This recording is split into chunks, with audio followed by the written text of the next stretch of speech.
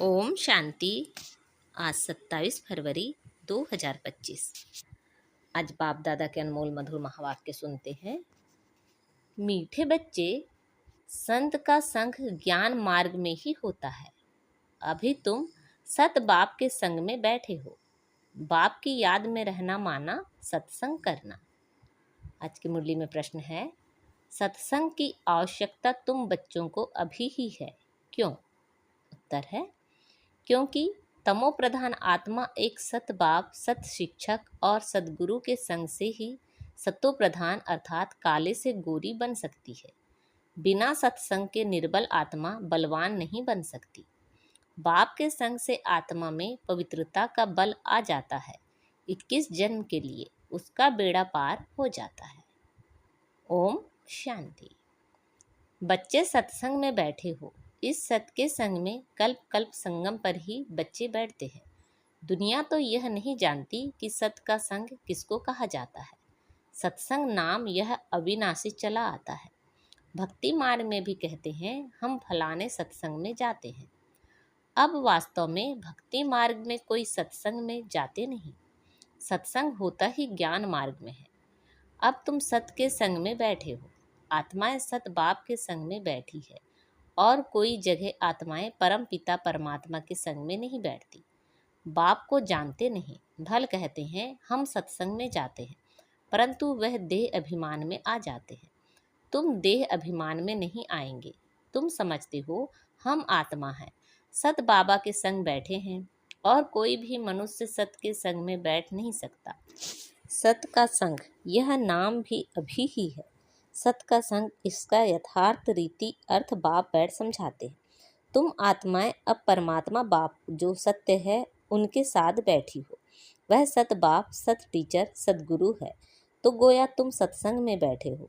फिर भले यहाँ व घर में बैठे हो, परंतु अपने को आत्मा समझ याद बाप को करते हो।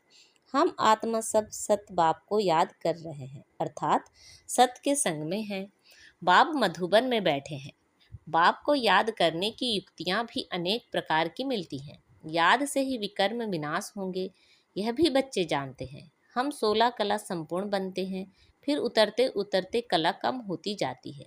भक्ति भी पहले अव्यभिचारी है, फिर गिरते गिरते व्यभिचारी भक्ति होने से तमो प्रधान बन जाते हैं। फिर उनको सत का संग जरूर चाहिए, नहीं तो पवित्र कैसे बने। तो अब तुम आत्माओं को सत बाप का संग मिला है। आत्मा जानती है हमको बाबा को याद करना है, उनका ही संग है। याद को भी संग कहेंगे। यह है सत का संग। यह देह होते हुए भी तुम आत्मा मुझे याद करो, यह है सत का संग। जैसे कहते हैं ना, इनको बड़े आदमी का संग लगा हुआ है, इसलिए देह अभिमानी बन पड़ा है। अभी तुम्हारा संग हुआ है सत बाप के साथ, जिससे तुम तमो प्रधान से सतो प्रधान बन जाते हो। बाप कहते हैं मैं एक ही बार आता हूँ।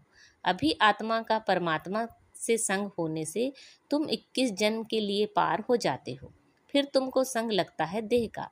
अभी यह ड्रामा बना हुआ है। बाप कहते हैं मेरे साथ तुम बच्चों का संग होने से तुम सतो प्रधान बन जाते हो, जिसको गोल्डन एज कहा जाता है।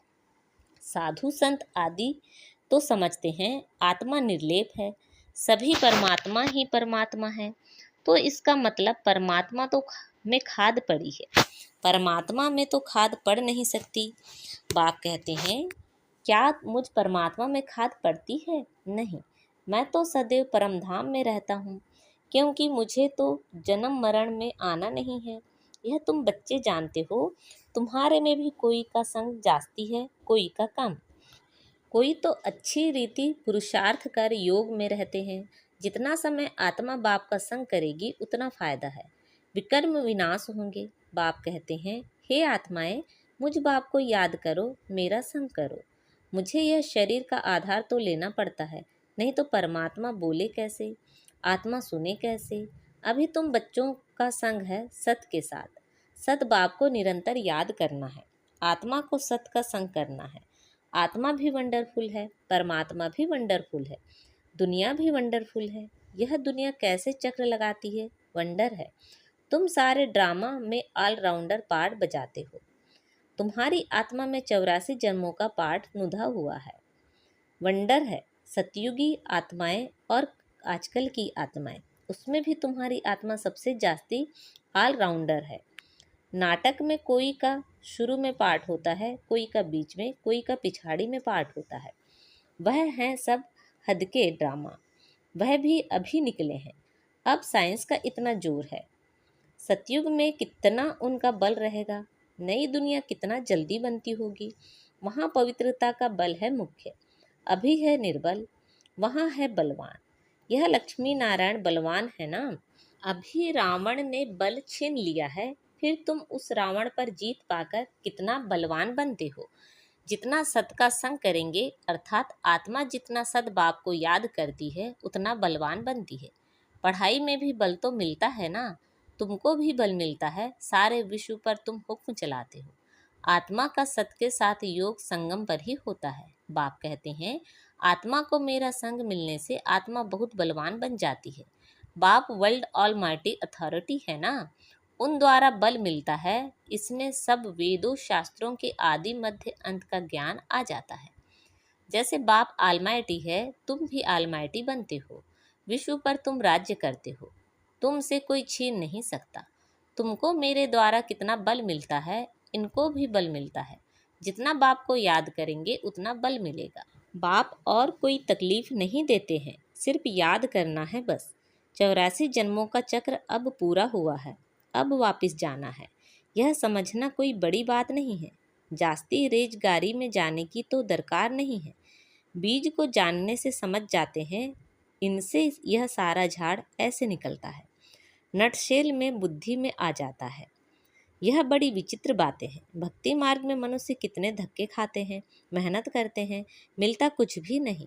फिर भी बाप आकर तुमको विश्व का मालिक बनाते हैं। हम योग बल से विश्व का मालिक बनते हैं, यही पुरुषार्थ करना है। भारत का योग मशहूर है। योग से तुम्हारी आयु कितनी बड़ी हो जाती है।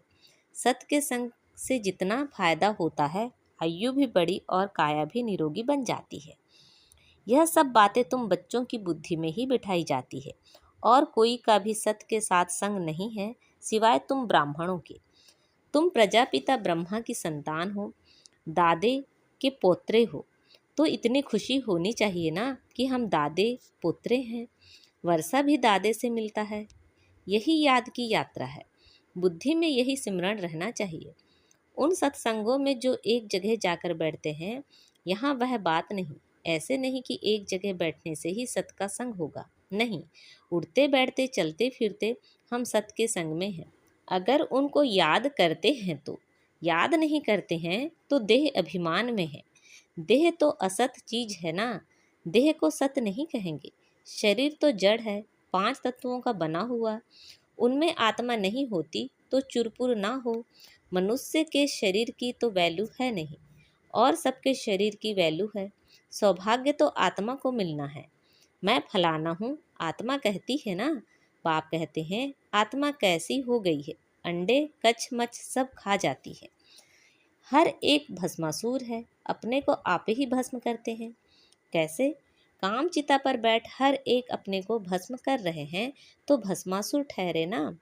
अभी तुम ज्ञान चिता पर बैठ देवता बनते हो।